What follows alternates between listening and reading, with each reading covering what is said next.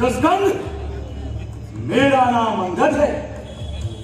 मैं प्रभु श्री रामचंद्र जी का दूत और वानर सेना का नायक हूं। मेरे पिता बाली और तुम में घनिष्ठ मित्रता थी, इसलिए उनके स्थान पर तुम्हें समझाने आया।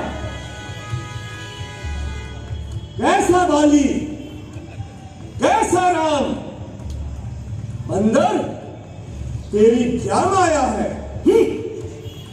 बाली के काख में 6 मार आकर के भी तू उसे भूल गया।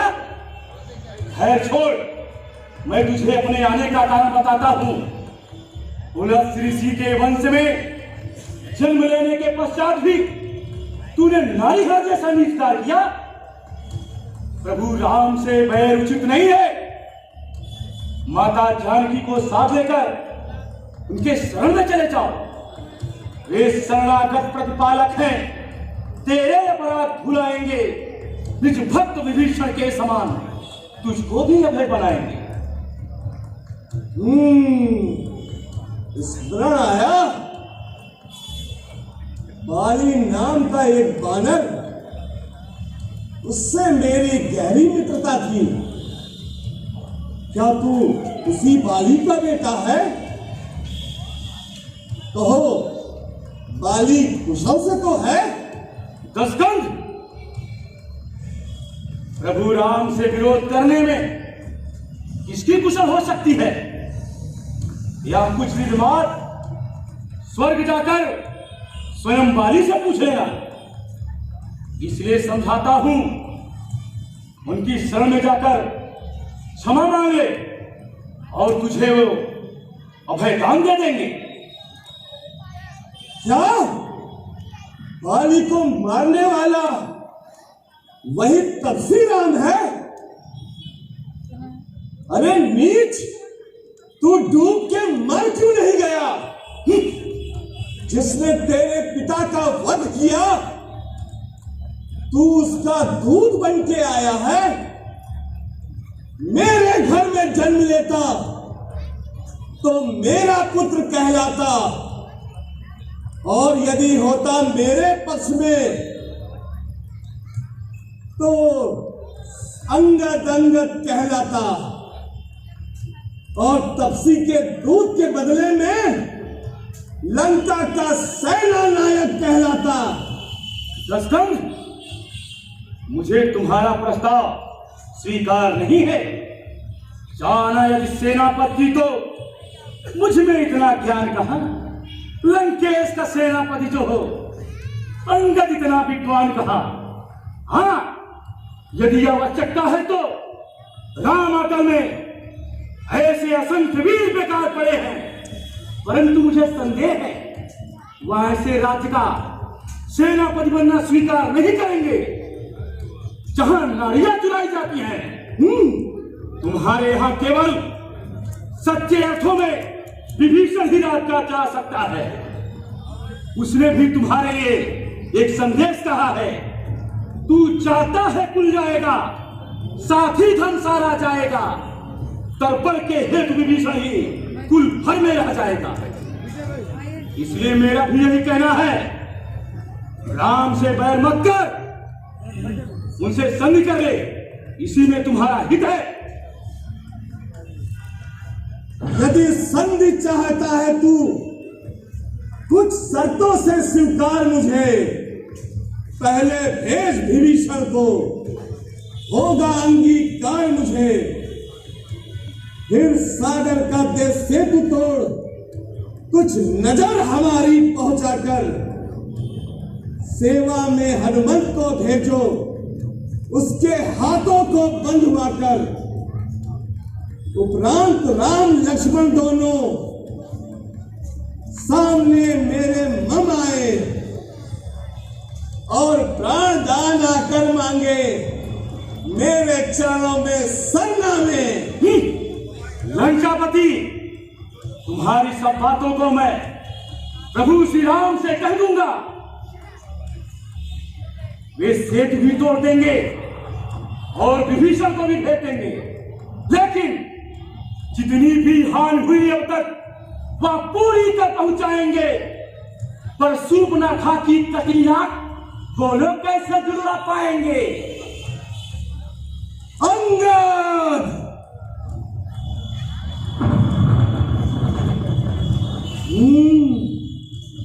तू जिसके बल पर बक करता है, तेरा स्वामी तो स्त्री वियोग में है और दूसरा भाई शक्ति विहीन है, और ये बानर भालू तो गाजर मूली के समान है। विभीषण तो कायर है, जामन तो बूढ़ा हो गया है। हाँ, एक वानर है जिसने चोरी से हमारे नगर को जलाकर चला गया, अन्यथा तुम्हारे दल में ऐसा कौन वीर है जो हमसे युद्ध कर सके? फिर से कहिए महाराज, उस छोटे से बानर ने ऐसा क्या किया? वह वीर कब से बना? वह तो रामादल का एक छोटा सा दूत है। महाराज सुग्रीव के आदेश पर माता जानकी की खोज कर लंका का नाश कर और रावण को बंदी बना, ऐसा आदेश दिया था प्रभु श्री राम ने। लेकिन वह कुछ ऐसा नहीं कर सका। इसी लज्जा व भय के कारण वह रामादल में गया ही नहीं। अंगद, तू मेरे सामने लोकपाल और दिक्पाल मुझसे भय खाते हैं। मैंने कैलाश को उठाकर बहु बार उठाया है और सुमन हेतु अपने शीशों को चढ़ाया है। सूरज भी मेरी मर्जी से पूरब से पश्चिम जाता है, मेरी इच्छा से भी वरुण देव पवन हिलाता है। लस्कंद, तुम्हारी जादूगरी धन्य है। तुम्हें अपनी बड़ाई करते हुए लज्जा नहीं आती? तनिक ये भी तो बताओ, बालकों ने बंदी करके जब घुड़शाला में बंधवाया था, आई थी हृदय दया पाल के, तब तुमको मुक्त कराया था। एक रोज सहस्त्र बाहु ने युद्ध में छकाया था और धनुष यज्ञ से भी तू खाली हाथ लौटा था। दशकंद, शीशों को काट काट करके चढ़ाना जादूगरी है, और जादूगरी कभी वीरता नहीं कहलाती।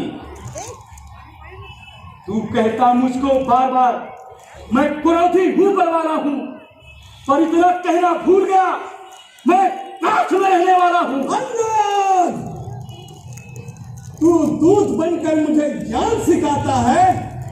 शत्रुता मुझ में और राम में है, तू व्यर्थ में गाल बजाता है।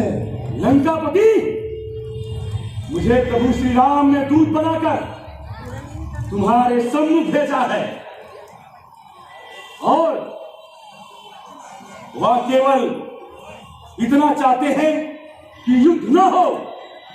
रणदेवी एक कहीं जाग उठी तो रक्त धार लहराएगी, वह जाएगी सिंधु में लंका, नगरी जान लखाएगी। दशकम, तुम्हें देखकर मुझे मेरे पिता बाली की याद आती है, क्योंकि तुम उनके मित्र हो, इसलिए समझाता हूं। यदि तुम जीवित रहोगे तो मेरे पिता बाली का नाम अमर रहेगा, इसलिए समझाता हूं, तू उनसे बैर छोड़ दे और संधि कर ले। छोटी मुंह बड़ी बात उचित नहीं। अरे, संधि की बातें तो कायर करते हैं, सच्चे वीर तो युद्ध में पराक्रम दिखाते हैं। मैं वही